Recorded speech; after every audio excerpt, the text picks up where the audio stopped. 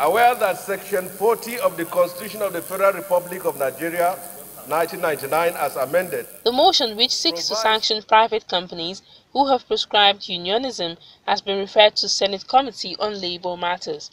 The Senate's resolution was sequel to a motion sponsored by Senator Shehu Sani from Kaduna Central on the need to sanction private companies and institutions that disallow workers' unionism in their companies.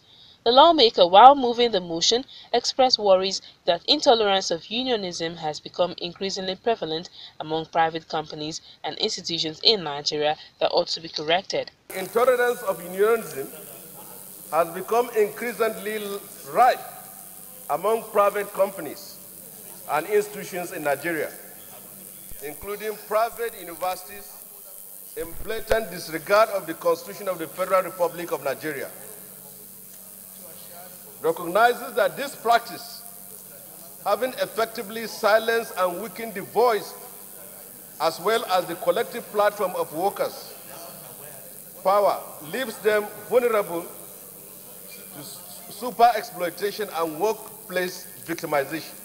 Supporting the motion of the lawmakers who added their voices to the debate lamented that the practice by companies that places ban on unionism has effectively silenced and weakened the voice of workers, which leaves them vulnerable to super exploitation and workplace victimization.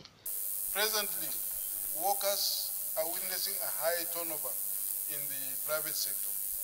The condition of service is such that they are given impossible targets to meet. And if they are not able to meet these targets, their appointment is terminated. Especially in the banking sector, you find people joining the banks, given impossible targets. After serving 1 or 2 years, they are thrown out of into the labor market. In Nigeria now, there are 2 institutions who are suffering seriously: banking and insurance. Anybody who cannot meet his target is sacked. In the market now, there are so many boys now we have who are roaming about because they have been sacked from either from the banks or the insurance company because they are not able to move their target. So unionism is a very important instrument. If we don't have any unionism anywhere, there is nowhere that organization can move, because that is the forum where all the union can lay their complaints so that at least the organization now can see where they are wrong and where they are right. This is a fundamental right available to every Nigerian and all those who live in Nigeria. So this is not going to be difficult to enforce. So while we have the process and procedures for enforcement of human rights, I think it's also appropriate that this Senate takes appropriate steps to ensure that the rights of our people are not violated in labor-related areas. The upper chamber, however, directed the committee to draw up measures of ensuring compliance with labor unionism in workplaces. In another development, the Nigerian Senate has resolved to call upon the federal, state, and local governments to henceforth designate and observe October 17 as World Poverty Day in line with United Nations resolution.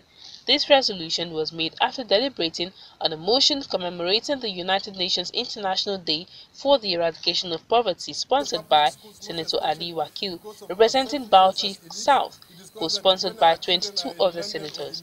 Senator Wakil, while moving the motion, recalled that the recent data from Nigeria Bureau of Statistics indicates that no fewer than 112 Nigerians, representing 67% of the country's estimated population, now live below poverty level. International Day for the Eradication of Poverty and its antecedents, the World Day for Overcoming Extreme Poverty, are intended to promote dialogue and understanding between people living in poverty and their communities and society.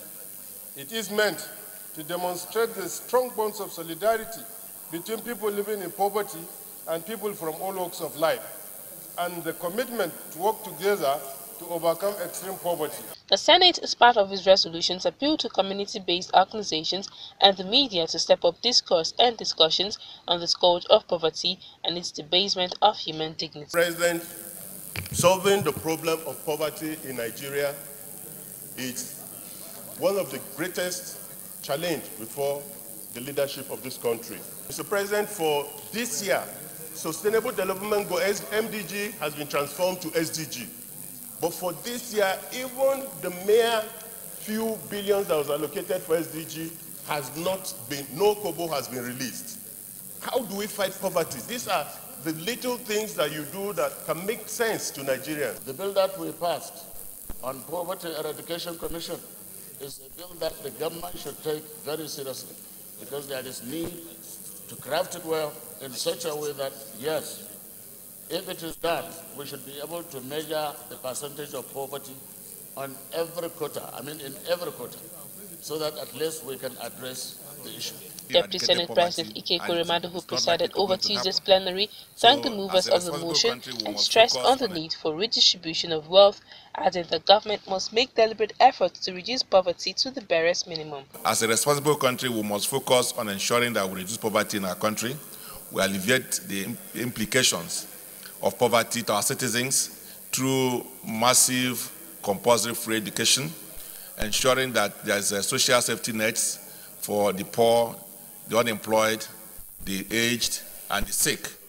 We must also ensure that we redistribute income through taxation, ensuring that the rich will pay more and then the poor will pay less. In that way, we try as much as possible to redistribute income. The federal government was also urged to vigorously pursue programs and policies evolved through the Social Investment Program.